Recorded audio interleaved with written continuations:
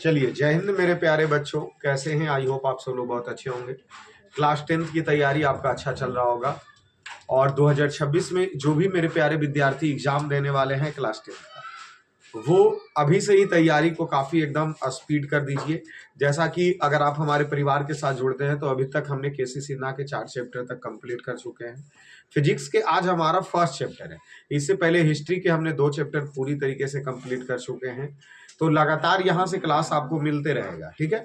तो ये हमारा प्रकाश के प्रवर्तन का पहला वीडियो है। प्रकाश के प्रवर्तन का पहला वीडियो है, ठीक है। और यहाँ हम सब पहले क्लास और पार्ट 1 वीडियो में, और अगर अभी डिस्टर्ब किया तो मोबाइल उन्हें घुमा के पीटेंगे कि मिजाज हरियर हो जाएगा। याद तो कुछ है नहीं एक भी पॉइंट। चलिए, तो देखिए, हम सब प्रकाश के परिचय के बारे में सबसे पहले क्या बोलेंगे। सबसे पहला पॉइंट हम ये बोलेंगे, और देखिए एक एक पॉइंट्स को बहुत अच्छे तरीके से समझने का प्रयास करना है, ठीक है, कि ताकि वो मिस ना हो आपके एग्जाम में। ऑब्जेक्टिव सब्जेक्टिव सभी कंप्लीट हो। जैसे कि देखिए, कहा जा रहा प्रकाश एक ऊर्जा का रूप है। बात ये सही है, ये बात हम साबित करेंगे अभी नहीं, जस्ट नीचे आज के ही कक्षा में, कि प्रकाश एक ऊर्जा का रूप है। ये बात कैसे कह सकते हैं आप गुरुजी? इसको साबित कीजिए। तो हम साबित करेंगे। अभी तुम अगर क्वेश्चन हमसे पूछो तो तुम अभी ये याद रखो कि प्रकाश के गुण बताएं। प्रकाश के गुण बताएं। अगर प्रश्न आपसे पूछ दिया जाए कि प्रकाश के गुण बताएं, तो सबसे पहला पॉइंट क्या बोलना है? प्रकाश एक ऊर्जा का रूप है जिससे वस्तु दिखाई पड़ती है। देखिए, प्रकाश के कारण ही कोई वस्तु दिखाई पड़ती है। आज की कक्षा में ही हम ये भी डाउट दूर करेंगे कि ये पेन हमको क्यों दिखाई दे रही है। लाइट है तब ये पेन दिखाई हमें देती है, बट जैसे ही अगर अंधेरा हो जाए तो ये पेन हमें क्यों नहीं दिखाई देती है। ये भी आज मंथन करेंगे आज की कक्षा में। तो सबसे पहला प्रकाश के गुण, और सबसे पहला गुण कि प्रकाश एक ऊर्जा का रूप है जिससे हमें कोई भी वस्तु दिखाई देता है। इसका दूसरा पॉइंट, दूसरी पॉइंट, प्रकाश सदैव सीधी रेखा में गमन करता है। ये दूसरा गुण है और सत्य भी है। देखिए, अगर प्रकाश को कोई अगर रुकावट अगर ना मिले ना, तो वो हमेशा सीधी रेखा में ही जाएगा। लेकिन रुकावट मिलने के कारण प्रकाश बार बार टेढ़ी मेढ़ी रेखा में मुड़ मुड़ के, मान लिया जाए ये कमरा है, इस कमरा में यहाँ बल्ब लगा हुआ है, तो ये बल्ब से निकलने वाली जो प्रकाश होगी वो सीधी रेखा में ही आएगा। लेकिन ये बार बार मुड़ने के कारण पूरी रूम को लाइट से प्रकाशित कर देता है।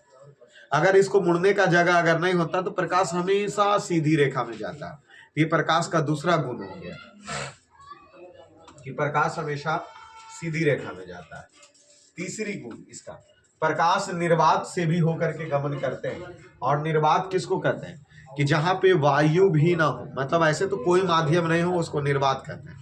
लेकिन वायु जहां नहीं भी है वहां भी प्रकाश चलेगा। क्यों? ये साबित करने के लिए हम आपको एक चीज ये कह सकते हैं कि जैसे सूर्य से आने वाली जो प्रकाश की किरणें हैं वो पूरी ब्रह्मांड में वायु तो नहीं है, लेकिन वायु नहीं होने के बावजूद भी प्रकाश अर्थात बिना माध्यम के निर्वात में प्रकाश गमन कर सकता है। और निर्वात में प्रकाश गमन करता है, इसीलिए प्रकाश को विद्युत चुंबकीय तरंग कहते हैं।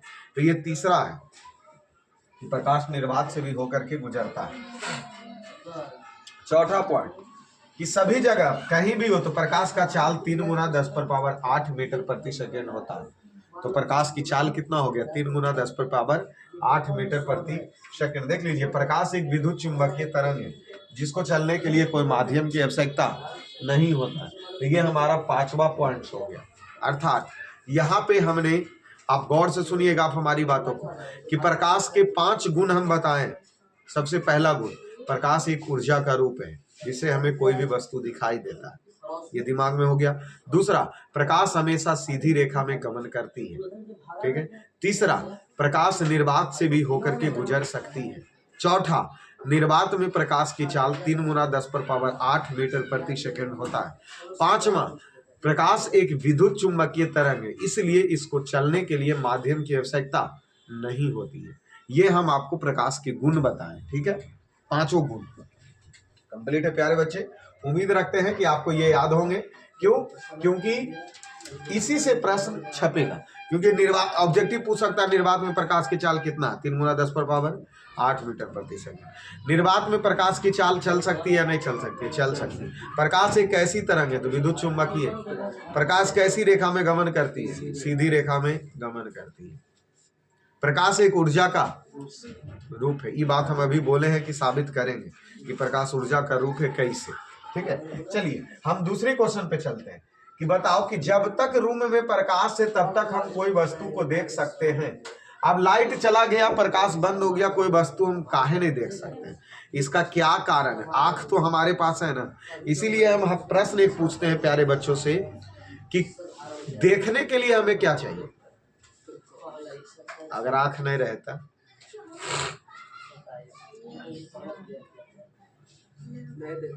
तो फिर तो तुम बोल रहा प्रकाश चाहिए, अब आंखें नहीं तो कैसे देखेंगे? अच्छा लो, प्रकाश है जहाँ हुआ, बोलो देख रहे हैं तुमको, तो तुम तो बोला देखने के लिए प्रकाश चाहिए।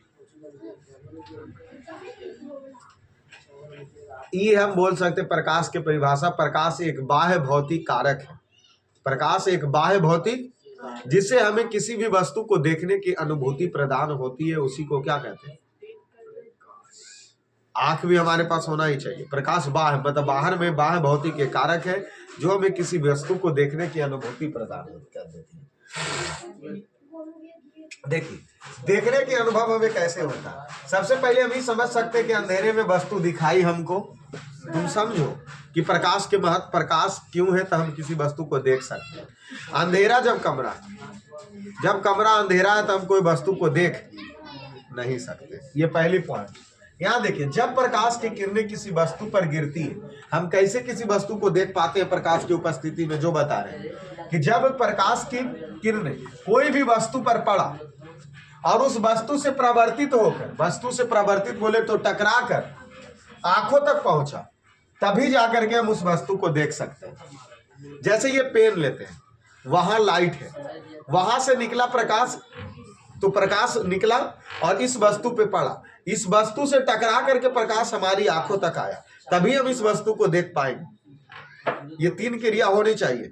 जहां से प्रकाश निकल रहा, उसके बाद इस वस्तु पे पड़ा और वस्तु से पड़ने के बाद हमारी आंख तक प्रकाश इसका पड़ना चाहिए, टकराने के बाद तभी इस वस्तु को हम देखेंगे। अन्यथा जैसे यहाँ प्रकाश भी है वस्तु भी है, लेकिन हम आंखें बंद कर लिए, तब प्रकाश तो निकला, वस्तु पर पड़ा, लेकिन हमारी आंख तक, इसलिए इस वस्तु को हम, डिजिटल बोर्ड पर भी प्रकाश पड़ रहा, तो प्रकाश निकला, बोर्ड पर पड़ा, लेकिन इस बोर्ड का प्रकाश जो टकरा करके हमारी आंख तक नहीं पहुंचा, इसलिए इस बोर्ड को हम, तो विज्ञान को समझो। यहां से जब किसी वस्तु से प्रकाश निकलती है और किसी वस्तु पे पड़ती है, तो यहां से प्रवर्तन होने के बाद वो वस्तु हमारी आंखों तक पहुंचना चाहिए, तभी हम उस वस्तु को देख सकते हैं, अन्यथा देख। तो ये बात तो दिमाग में आया होगा कि वस्तु को हम कैसे देख सकते हैं, क्योंकि प्रकाश एक बाह्य भौतिक कारक है जो हमें किसी वस्तु को देखने की अनुभूति प्रदान, उसी को प्रकाश कहते हैं। और किसी वस्तु को देखने के लिए प्रकाश चाहिए, क्योंकि प्रकाश एक बाह्य भौतिक कारक है।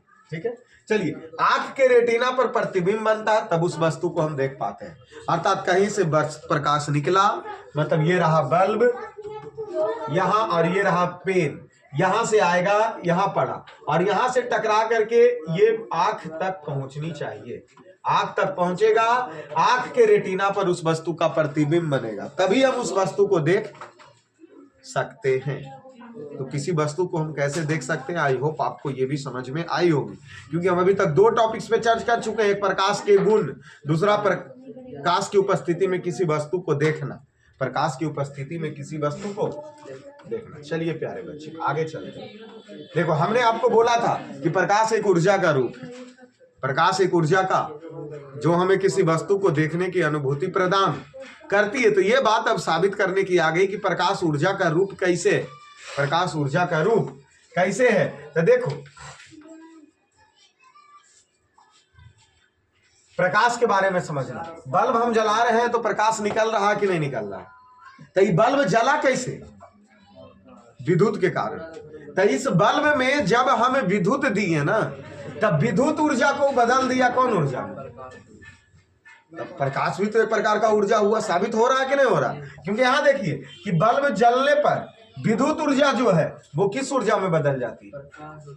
तो कह सकते हैं ना कि प्रकाश एक प्रकार की ऊर्जा है, क्योंकि विद्युत ऊर्जा को बदल दिया प्रकाश ऊर्जा में, तो प्रकाश भी एक प्रकार की क्या है? ऊर्जा है। चलिए दूसरा पॉइंट लेते हैं। देखिए प्रकाश ऊर्जा को रासायनिक ऊर्जा में कैसे बदलते हैं? कैसे बदलते प्रकाश ऊर्जा को? किस में? सूर्य प्लेट धूप में रख दिए, प्रकाश उस पर पड़ा और उससे तार जोड़ करके बैटरी में कहले तो बैटरी क्या हो जाता है? चार्ज हो जाता है। तो प्रकाश से देख लीजिए कि फोटोग्राफी प्लेट पर प्रकाश पड़ने पर यह रासायनिक ऊर्जा में भी बदल जाता है। कैमरा हमारे कच्छ दो, प्रकाश निकला और उसको रासायनिक में बदल करके फोटो खींच लिया। तो समझ गए ना कि प्रकाश भी एक प्रकार के क्या है? मतलब आज की कक्षा में 3 पॉइंट, प्रकाश के गुण, दूसरा किसी वस्तु को प्रकाश की उपस्थिति में देखना, और तीसरा प्रकाश ऊर्जा का रूप है कैसे। 3 पॉइंट्स क्लियर है तीनों एकदम। चलिए आगे चलते हैं। आगे देखिए, प्रकाश में पढ़ना है किरण। किसको कहेंगे? किरण किसको कहते हैं? सबसे पहली परिभाषा किरण अर्थात रे किसको कहते हैं? तो प्रकाश के गमन की पथ की दिशा को किरण कहते हैं। प्रकाश के गमन की पथ की दिशा को देखो, ये देखो प्रकाश गमन हो रहा, संतुष्ट हो ना? नहीं, क्योंकि प्रकाश हमेशा किस दिशा में गमन करता है? किस रेखा पे? सीधी। तो ये रहा सीधी रेखा पर प्रकाश गमन कर रहा, और जो एक इसका किरण जो गमन कर रहा उसी को क्या कह रहे? रे। क्या बोला जा रहा? कि प्रकाश के गमन के पथ को या दिशा को क्या कहते हैं? तो यहां से प्रकाश निकला और ये गमन कर रहा, किरण हो गया। बताओ कि यह हमेशा किस रेखा में जाएगा? क्या किरण की परिभाषा याद हो गया कि प्रकाश के गमन के पथ की दिशा को ही किरण कहते हैं, और किरण हमेशा सीधी रेखा में। इसके नीचे ये वाला फोटो ऐसे छाप देना, बोर्ड में नंबर दे देगा, तो ये हो गया क्या? किरण हो गया। ठीक है, चलिए अब आते हैं प्रकाश पुंज किसको कहते हैं? तो जब एगो प्रकाश जा रहा था तो प्रकाश की गमन की दिशा को किरण कह दी, लेकिन किरणों के समूह को प्रकाश पुंज। तो ये 1 किरण, 2 किरण, 3 किरण, 4 किरण, 5 किरण, इसको इस तरीके से कर दिए कि क्या हो गया? प्रकाश पुंज हो गया। क्या हो गया? प्रकाश। तो किरणों के समूह को प्रकाश, और प्रकाश पुंज कई प्रकार के होता है? 3 प्रकार के होते हैं। प्रकाश की गमन की दिशा को किरण कहते हैं, किरणों के समूह को प्रकाश पुंज 3 प्रकार के होता है। प्रकाश पुंज 3 प्रकार के होता है। ठीक है, चलिए आइए, प्रकाश पुंज 3 प्रकार के होते हैं। सबसे पहला प्रकाश पुंज समानांतर प्रकाश पुंज किसको कहेंगे? कि जब सभी किरणें एक दूसरे के समानांतर जाती हो तो उसको समानांतर प्रकाश पुंज कहेंगे। जैसे कि आपस में सभी किरणें 1, 2, 3, 4, 5 ये सभी प्रकाश की किरणें समानांतर होनी चाहिए। तो जब प्रकाश की किरणें, सभी प्रकाश की किरणें समानांतर जाए उसको कौन प्रकाश पुंज? समानांतर प्रकाश पुंज कहेंगे। और सूर्य से आने वाली जो किरणें हैं वो हमेशा कौन प्रकाश पुंज? समानांतर प्रकाश पुंज। समानांतर प्रकाश क्या इतना तक दिमाग में लोड हो रहा है ना? किरण प्रकाश के गमन की दिशा को किरण कहते हैं, किरणों को समूह को प्रकाश पुंज कहते हैं। प्रकाश पुंज 3 प्रकार के होता है। पहला समानांतर प्रकाश पुंज, जब प्रकाश पुंज की सभी किरणें या जब प्रकाश की सभी किरणें समानांतर हो उसको समानांतर प्रकाश पुंज कहते हैं। सूर्य से आने वाली प्रकाश की किरणें समानांतर प्रकाश पुंज होता है। चलिए इसका दूसरा अभिसारी प्रकाश पुंज। अभिसारी प्रकाश पुंज सभी किरणें एक बिंदु पर मिलती हो, सभी किरणें एक बिंदु पर, सभी प्रकाश की किरणें एक बिंदु पर अभिसरित होती है या एक बिंदु पर मिलती है। जैसे यहां से ही प्रकाश की किरणें आया यह बिंदु पर, यहां से आया यह बिंदु पर, यहां से आया, इसी को कौन से प्रकाश पुंज कहेंगे? जब प्रकाश पुंज की सभी किरणें एक बिंदु पर आकर के मिले उसको अभिसारी प्रकाश पुंज कहते हैं। देखिए संवर्तित प्रकाश पुंज, अभिसारी प्रकाश पुंज को क्या कहा जाता है? जैसे लेंस द्वारा केंद्रित की गई किरणें, जैसे लेंस को खड़ा कर दिया जाता है, लेंस को खड़ा कर दिया जाता है। जैसे सौर्य कुकर होता है, सौर्य कुकर होते हैं। तो सौर्य कुकर क्या है? पानी चावल डाल के उसको धूप में रख दो और चावल अंदर सीज जाएगा। तो प्रकाश की जो किरणें आया उसको सूर्य प्लेट पर पड़ने के बाद वह उसके पेंदी के तल में एक बिंदु पर अभिसरित जमा कर रहा था। टेम्परेचर क्या हो जाता? एगो स्टमन बॉक्स में, एगो बॉक्स में नहीं देता था इतना कागज, जो बोलता था जला देंगे कि धूप में रखो, तो धूप में जब तुम उसको रखा तो उससे जो भी प्रकाश की किरणें पार हुई उसको एक बिंदु पर अभी स्थिरित कर दी। जैसे एगो ये पिक्चर देखा है, क्रिस एगो पेन ऐसे खड़ा करता है क्रिस 3 में, और उस पर किरणें जितना पड़ता है उसको एक बिंदु पर जमा करता है, उसके बाद ब्लास्ट वो होता है। तो वो कौन? अभिसारी प्रकाश पुंज का ही उदाहरण है, अभिसारी। क्योंकि जब प्रकाश पुंज की सभी किरणें एक बिंदु पर आकर के मिले उसी को क्या कहते हैं? अभिसारी प्रकाश पुंज कहते हैं। चलिए, अपसारी प्रकाश पुंज, सभी किरणें एक बिंदु से बाहर की ओर फैलती हो, मतलब यहाँ एक है और यहीं से सभी प्रकाश की किरणें। नहीं तो बल्ब हो सकता है, क्योंकि एगो बल्ब लगल है तो नहीं पूरा फैलता है एक जगह से, अभिसारित हो रहा, तो उसको कौन से? अपसारी प्रकाश पुंज कहते हैं। टॉर्च से निकला वही चीज फैलता है तो अपसारी प्रकाश पुंज कहते हैं। जब प्रकाश पुंज की सभी किरणें एक बिंदु से क्या होती है? फैलती है, उसको अपसारी प्रकाश पुंज कहते हैं। चलिए, यहाँ कुछ पदार्थ दिया है बाबू, कुछ पदार्थ दिए, जैसे आत्मदीप्त पदार्थ, तो जो स्वयं प्रकाश उत्सर्जित करता है उसको आत्म, जो स्वयं प्रकाश उत्सर्जित करता है उसको, तो स्वयं प्रकाश उत्सर्जित कौन करता है? सूर्य, तारा, दीपक, मोमबत्ती, ये सब आत्म दीप्त पदार्थ है। जो स्वयं प्रकाश उत्सर्जित करे उसको आत्म दीप्त पदार्थ कहेंगे। ठीक है। फिर यहाँ अदीप्त पदार्थ, अदीप्त पदार्थ क्या है? वे पदार्थ जो स्वयं प्रकाश उत्सर्जित नहीं करता लेकिन दूसरे के प्रकाश को प्रवर्तित करके वह दिखाई देता। ये पेन प्रकाश उत्सर्जित कर रहा है लेकिन वो बल्ब प्रकाश उत्सर्जित कर रहा, तो बल्ब जो प्रकाश उत्सर्जित करे उसको आत्म, और जो प्रकाश उत्सर्जित नहीं करे उसको अदीप्त पदार्थ कहेंगे। जैसे चंद्रमा तो रात में दिखाई देता है लेकिन चंद्रमा प्रकाश उत्सर्जित, इसीलिए चंद्रमा एक कैसा है? आत्म अदीप्त है, आत्म अदीप्त है। क्यों? क्योंकि वह सूर्य के प्रकाश के कारण हमको दिखाई देता है। चंद्रमा सूर्य के प्रकाश के कारण दिखाई देता है। पत्थर, टेबल, कुर्सी, यहाँ देख लीजिए चंद्रमा, नोट लिखा गया कि चंद्रमा भी एक आत्मदीप्त पदार्थ है, अदीप्त पदार्थ है, क्योंकि उसके पास स्वयं के प्रकाश नहीं है, वो सूर्य के प्रकाश से। देखो, तुमको हम समझाने का प्रयास करते हैं। ये है पृथ्वी, ये है क्या? तो ये पृथ्वी है, ठीक है। तो एक तरफ दिन है, दूसरी तरफ, और यहाँ है क्या? सूर्य, यहाँ क्या है? और यहाँ क्या है? चंद्रमा। ये प्रकाश निकला, धनाधन पहुंचा, ठीक है। चलो चंद्रमा को यहाँ करो, चंद्रमा यहाँ है, इस पर भी प्रकाश पड़ा क्योंकि ये तो चारों पट्टी में प्रकाश निकालेगा।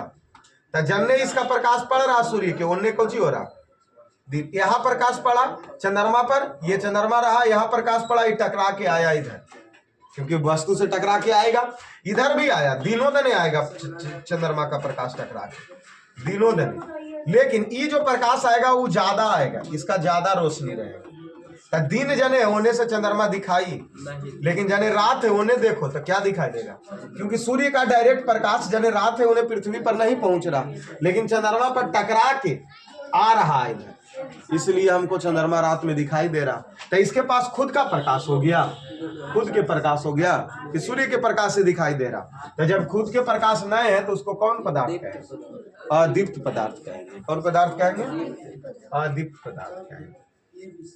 चलिए, माध्यम देखिए, माध्यम, माध्यम क्या होता है? प्रकाशीय माध्यम क्या होते हैं? देखिए, कहा जाता है वह माध्यम जिससे होकर प्रकाश वस्तु से निकलकर आंख तक पहुंचती है उसी को कौन माध्यम कहते हैं? वह माध्यम जिससे प्रकाश निकल करके आंख तक पहुंचती है उसको ही, जैसे यहाँ पे बल्ब जल रहा और हमारी आंख तक पहुंच रहा, तो ये वायु हो गया ना माध्यम। तो ये कौन माध्यम से आया? वायु माध्यम से आया ना, क्योंकि प्रकाश जिस माध्यम से निकल करके हमारी आंख तक पहुंच रही है उसी को माध्यम कहेंगे। जैसे हवा, पानी, कांच, ये माध्यम हो गया। देखिए, माध्यम को भी बांट सकते हैं हम सब, एक समांगी माध्यम होता है और दूसरा समांगी माध्यम, जिसके सभी जगह के गुण एवं बनावट समान हो उसे समांगी माध्यम कहते हैं। जिसके सभी जगह के गुण एवं बनावट समान हो उसको समांगी माध्यम कहेंगे। जैसे जल, तो पानी ले लेंगे तो पानी के सभी जगह की बनावट क्या है? कांच के सभी जगह की बनावट क्या है? लेकिन वायु के सभी जगह की बनावट समान, कहीं पर सघन वायु है तो कहीं पर विरल वायु है। इसीलिए वायु को समांगी माध्यम में नहीं रखा गया। तो माध्यम समझ गया कि जो प्रकाश जिससे निकल करके आंखों तक पहुंचे उसको माध्यम कहेंगे। माध्यम दो प्रकार के होंगे, समांगी माध्यम और समांगी माध्यम उसको कहेंगे जिस पदार्थ की बनावट एवं गुण सभी जगह समान हो, उसको समांगी माध्यम कहेंगे। उसमें शामिल है जल और कांच। उसके बाद हम चलते हैं प्यारे बच्चे विसमांगी माध्यम। तो विसमांगी माध्यम शायद कट गया, तो वह माध्यम जिसके सभी जगह के गुण एवं बनावट समान नहीं हो उसको भी, जैसे हम वायु लेंगे क्योंकि वायु के सभी जगह के गुण एवं बनावट समान नहीं है, तो ये तो माध्यम हो गया ना। अब आ जाइए, अपारदर्शी वस्तु किससे कहेंगे? अरे जिससे होकर के प्रकाश आर पार हो जाए उसको पारदर्शी वस्तु कहेंगे, और जिससे होकर के प्रकाश आर पार नहीं हो उसको जैसे कि पत्थर, ईंट, लकड़ी से कभी प्रकाश पार नहीं होता लेकिन वायु से हो जाता, ठीक है ना। अपारभासी एक पदार्थ होता है जिससे आधा प्रकाश पार हो जाए और आधा प्रकाश पार नहीं हो। जैसे तेल लगा कागज पारभासी हो गया, आधा जाएगा और आधा अपारदर्शी हो गया, ठीक है। और तेल लगा कागज दिया ना, घिसा हुआ कांच, आधा प्रकाश जाएगा और आधा प्रकाश, तो जिसमें प्रकाश जाइबे नहीं करे उसको अपारदर्शी, जिससे प्रकाश पूरा पूरी चल जाए उसको पारदर्शी, जिससे प्रकाश आधा जाए अर्धपारदर्शी, ठीक है, क्योंकि आधा प्रकाश जा रहा। याद देखिए, पारभासी पदार्थ जिससे होकर के प्रकाश पार हो जाए, पारभासी आधा जा रहा, वे पदार्थ जिनसे कुछ मात्रा में प्रकाश निकल जाए उसको क्या कहें? पारभासी। पारभासी जिसे प्रकाश आधे मात्रा या कुछ मात्रा में पार हो जाए उसको पारभासी। घिसा हुआ कांच और तेल लगा कागज। फिर ये क्या है? जिसे प्रकाश नहीं जाए, जब प्रकाश गमन पथ में अपारदर्शी। छाया किसको कहते हैं? ये कह रहा, छाया कैसे बनता? छाया प्रतिबिंब बनता है ना, तो देखो कह रहा कि जब प्रकाश की गमन के पथ में अपारदर्शी वस्तु, मतलब अपारदर्शी वस्तु से प्रकाश कभी पार नहीं होगा, रख देते हैं तो उस वस्तु के पीछे एक अंधेरा छा जाता है, जिसी को क्या कहते हैं? जैसे यहाँ ये बल्ब है लगा मान लो, और यहाँ ये लकड़ी का गुटका रख दिया, ये लकड़ी का क्या है, यहां से इस पर प्रकाश पड़ा तो लकड़ी का गुटका तो अपारदर्शी वस्तु है, प्रकाश पार होवे नहीं देगा। तो जब इसको प्रकाश पार नहीं होवे देगा, लेकिन इन्ने बाकी प्रकाश कुछ कुछ पार हो गया, तो ये जितना लंबा है उतना दूर यहाँ पर अंधेरा छा जाएगा, और इसी को क्या कहते हैं? छाया कहते हैं। इसी को क्या कहते हैं? छाया कहा जाता है, ठीक है। तो ये अभी तक प्रकाश के प्रवर्तन एवं अपवर्तन का बेसिक क्लास, और पार्ट 2 में शुरू हो जाएगा प्रकाश का प्रवर्तन। प्रकाश का प्रवर्तन ये हमारे बेसिक क्लास थे, प्रकाश के प्रवर्तन एवं अपवर्तन का। आपके आलोक प्रकाशन के बुक से ही स्टडी करना है आप सभी लोगों को, उससे ही कीजिए और मजबूत तैयारी होंगे क्लास 10 में, ठीक है। तो चलिए और लगातार बने रहिए। तो ये हमारा पार्ट 1 वीडियो है, पार्ट 2 का भी आप इंतजार अवश्य कीजिए। चलिए, धन्यवाद।